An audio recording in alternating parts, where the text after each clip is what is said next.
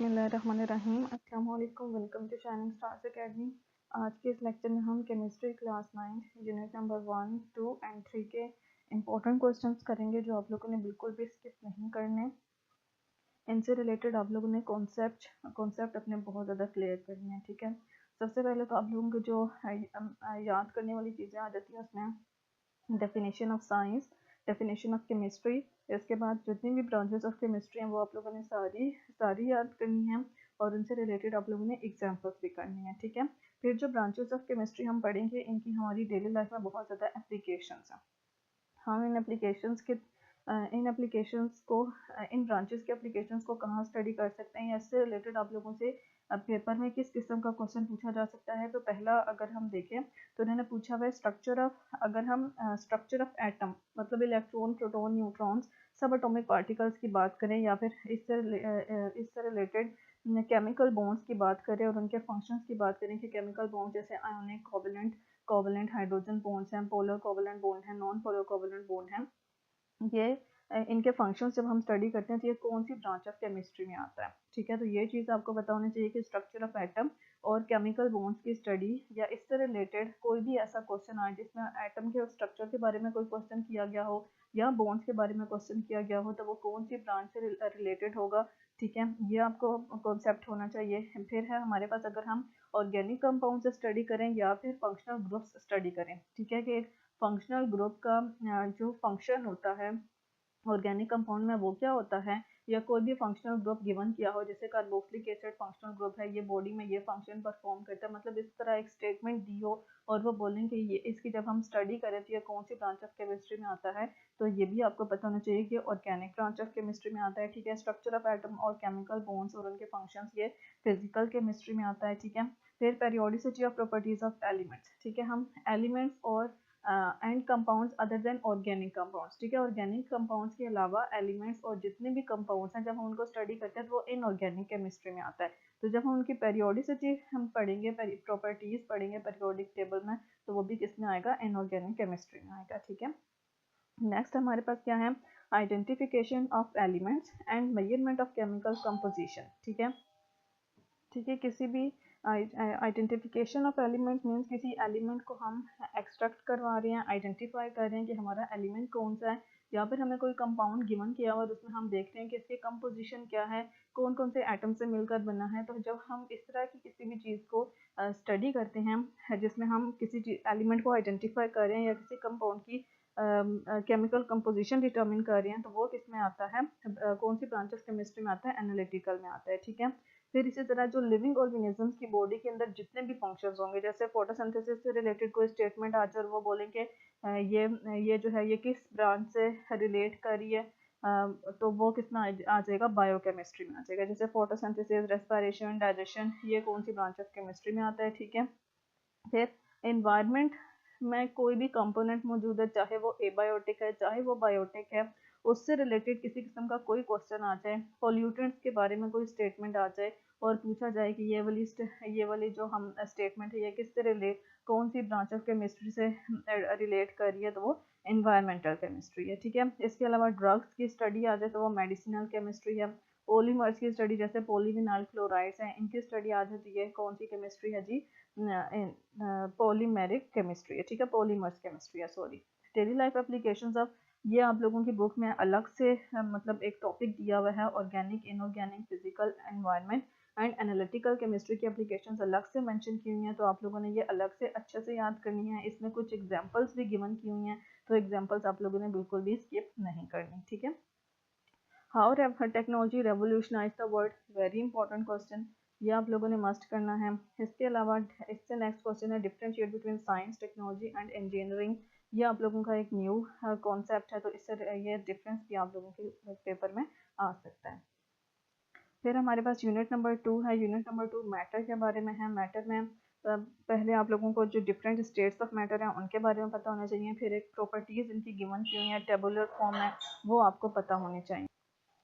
Next, properties of different states of matter आप लोगों ने मस्ट करनी है, इनको स्किप नहीं करना। What happens to water on boiling, boiling पे वाटर के साथ क्या होता है, ये आपको पता होना चाहिए। ये ऐसे जहाँ पे ये प्रॉपर्टीज ऑफ मैटर दी हुई है इसी के नीचे पैराग्राफ में इसका आंसर दिया हुआ है। ठीक है, फिर है next mixture and it's type, और मिक्सचर की हम डेली लाइफ से कोई भी एग्जांपल आप लोगों से पूछी जा सकती है। हमारे पास होमोजीनियस मिक्सचर है, हेट्रोजीनियस मिक्सचर है, कोई भी आप लोगों से उससे रिलेटेड क्वेश्चन पूछा जा सकता है। Next, differences between compound and mixture, compound और मिक्सचर में डिफरेंसेस। फिर एलोट्रॉप्स की डेफिनेशन या फिर एलोट्रॉपी की डेफिनेशन और एलोट्रॉप्स ऑफ कार्बन के बारे में क्वेश्चन आ सकता है। एलोट्रॉप्स ऑफ कार्बन बहुत ज़्यादा इंपॉर्टेंट है।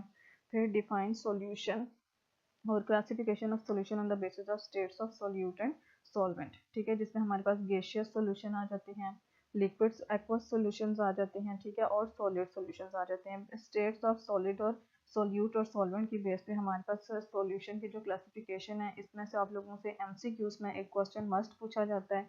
तो ये इसमें जो एग्जांपल्स आप लोगों की गिवन की हुई हैं वो आप लोगों ने अच्छे से लर्न करनी है। नेक्स्ट, एक्वा सॉल्यूशन की डेफिनेशन, और इसमें एक क्वेश्चन है वाटर इज यूनिवर्सल सॉल्वेंट। अब वाई हम वाटर को यूनिवर्सल सॉल्वेंट बोलते हैं, इसकी रीज़न क्या है। Classification of solution on the basis of amount of solute, ठीक है, अमाउंट ऑफ सॉल्यूट की बेसिस पे हम सॉल्यूशन को कितनी कैटेगरीज में क्लासीफाई करते हैं। इसमें हमारे पास सैचुरेटेड, अनसैचुरेटेड और सुपर सैचुरेटेड आ जाते हैं, ठीक है। On the basis of states of solute and solvent में हमारे पास गैसियस सॉल्यूशन, लिक्विड सॉल्यूशन और सॉलिड सॉल्यूशन, और on the basis of amount of solute में सैचुरेटेड, अनसैचुरेटेड और सुपर सैचुरेटेड सॉल्यूशन, ठीक है। फिर इसमें कन्वर्जन आ सकती हैं कि सैचुरेटेड सॉल्यूशन को अनसैचुरेटेड सॉल्यूशन में कैसे कन्वर्ट करते हैं, अनसैचुरेटेड को सैचुरेटेड में कैसे कन्वर्ट करते हैं, और सुपर सैचुरेटेड सॉल्यूशंस हम कैसे बना सकते हैं। फिर डाइल्यूट एंड कंसनट्रेटेड सॉल्यूशन में आप लोगों से डिफरेंसेस पूछे जा सकते हैं। सॉल्युबिलिटी की डेफिनेशन बहुत ज़्यादा इंपॉर्टेंट, ये अक्सर आ जाती है, और इसमें एक क्वेश्चन बन सकता है why solubility of ionic compound increases in water with increase in temperature, ठीक है। टेम्परेचर इंक्रीज करने से आयनिक कंपाउंड जितने भी हैं उनकी सॉल्युबिलिटी इंक्रीज होती है, इसकी रीज़न बतानी है। फिर सॉल्यूशन, सस्पेंशन एंड कोलाइड्स, इनकी डेफिनेशंस बहुत ज़्यादा इंपॉर्टेंट हैं और इनका कंपैरिजन भी पूछा जाता है, ठीक है। सॉल्यूशन, सस्पेंशन और कोलाइड्स में से एक तो क्वेश्चन ऑब्जेक्टिव में भी मस्ट आता है। नेक्स्ट हमारे पास यूनिट नंबर 3 जो कि एटॉमिक स्ट्रक्चर है। इसमें हमारे पास जो डाल्टन थ्योरी है इसके फीचर्स आप लोगों ने करने हैं। इसके अलावा डाल्टन थ्योरी से रिलेटेड एक क्वेश्चन पूछा जाता है कि डाल्टन थ्योरी का कौन सा पोस्टुलेट है जो कि इनकरेक्ट साबित हो गया था जब डिस्कवरी ऑफ आइसोटॉप हुई थी, ठीक है। तो ये क्वेश्चन आप लोगों ने अच्छे से अंडरस्टैंड करना है। अल्फा पार्टिकल्स क्या होते हैं, इसके अलावा रदरफोर्ड एक्सपेरिमेंट आप लोगों ने पूरा करना है, उसका एक्सपेरिमेंट कैसे उसने परफॉर्म किया था, उसने उससे कंक्लूजन्स क्या ड्रॉ की थी और उसके डिफेक्ट्स क्या थे, ठीक है। फिर हमारे पास है बोहर्स थ्योरी के पोस्टुलेट्स और उसके डिफेक्ट आपने बताने हैं। रेडियस और एनर्जी के बीच में रिलेशन क्या है, ये बोहर्स थ्योरी का एक पॉइंट है, वहाँ से आप लोगों को इसका आंसर मिलेगा। What do you mean by dual nature of particles, dual nature of particles से क्या मुराद है। फिर हेजनबर्ग्स अनसर्टेनिटी प्रिंसिपल, इसकी स्टेटमेंट इंपॉर्टेंट है, और या फिर इससे रिलेटेड इसकी जो स्टेटमेंट है वो इस तरह भी आ सकती है कि why we can not find the location of electron, speed and location of electron in an atom, ठीक है, at the same time। Contribution of de Broglie की कॉन्ट्रीब्यूशन आपने बतानी है। फिर कौन सी फोर्स है जो प्रोटॉन्स और न्यूट्रॉन्स को न्यूक्लियस में आपस में बाइंड किए हुए हैं। Behaviour of electron, proton, neutron in electric field and proton, electron और न्यूट्रॉन का अपने बिहेवियर बताना है। और फिर इसमें से क्वेश्चन आ सकता है कि जो इलेक्ट्रॉन्स हैं वो स्ट्रॉन्गली डिफ्लेक्ट होते हैं इलेक्ट्रिक फील्ड में, देन प्रोटॉन्स, इसकी रीज़न क्या है।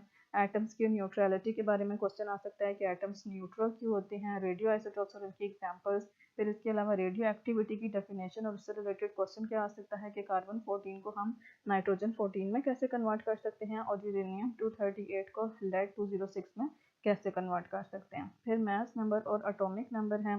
एलिमेंट्स को हमने पीरियोडिक टेबल में किन बेसिस पे अरेंज किया हुआ है, इससे रिलेटेड क्वेश्चन आ सकता है जिसका आंसर आप लोगों को यूनिकनेस ऑफ एटॉमिक नंबर वाले टॉपिक में मिलेगा। फिर relative atomic mass and atomic mass unit, isotopes की डेफिनेशन, उनकी सिमिलरिटीज, डिफरेंसेस और उनके यूजेस। ये टॉपिक आप लोगों का बहुत ज़्यादा इंपॉर्टेंट है इस चैप्टर में से, और किसी चैप्टर में से वो क्वेश्चन अगर स्किप कर भी दें तो इन टॉपिक्स में से वो क्वेश्चन कभी भी स्किप नहीं करेंगे। एमसीक्यूज शॉर्ट या लॉन्ग में आप लोगों को क्वेश्चन मस्ट मिलेगा, ठीक है। इससे आगे हमारे पास है इस आइसोटॉप्स में हाइड्रोजन के आइसोटॉप्स डिस्कस हुए हैं आपकी बुक में, कार्बन के, क्लोरीन के और यूरेनियम के। अब जब ये आप आइसोटॉप्स स्टडी करेंगे, लर्न करेंगे, तो आप लोगों ने किन एस्पेक्ट्स से लर्न करना है, कौन कौन से एस्पेक्ट्स इनके याद करने हैं। फिजिकल प्रॉपर्टीज, ठीक है, नेचुरल अबंडेंस इनकी याद करनी है, बोहर्स मॉडल इनका मस्ट आप लोगों ने लर्न करना है, ठीक है। बाजू का ऐसा आ जाता है कि क्वेश्चन पूछ लें how many isotopes are there of hydrogen and draw their Bohr's model, तो ये आप लोगों ने क्वेश्चन स्किप नहीं करना। फिर है कार्बन 14 आइसोटोप को हम कैसे कार्बन 14 आइसोटोप को हम डेड ऑर्गेनिजम्स की एज को एस्टिमेट करने के लिए कैसे यूज़ कर सकते हैं। कार्बन डेटिंग का टॉपिक है ये। कैटाइन एनाइन फॉर्मेशन बहुत ज़्यादा इंपॉर्टेंट। कैटाइन जो है वो मेटल जो एलिमेंट्स है वो हमें कैटाइन्स देते हैं, और जो नॉन मेटल्स होते हैं वो हमें एनाइंस देते हैं। इनकी फॉर्मेशन आपको पता होना चाहिए। और फर्स्ट 20 एलिमेंट्स पीरियोडिक टेबल में जो मेटल्स हैं उनकी कैटाइन फॉर्मेशन आपको आनी चाहिए, और जो नॉन मेटल्स हैं उनकी एनाइन फॉर्मेशन आनी चाहिए। इनमें से भी क्वेश्चन मस्ट आता है, और अगर इनमें से क्वेश्चन ना भी आए तो आयोनिक बॉन्ड्स में आप लोगों ने ये कॉन्सेप्ट अपना क्लियर करना यहाँ से ज़रूरी है, आयोनिक बॉन्ड की फॉर्मेशन में। तो ये थे फर्स्ट 3 यूनिट्स के इंपॉर्टेंट क्वेश्चंस जो आप लोगों ने बिल्कुल भी स्किप नहीं करने।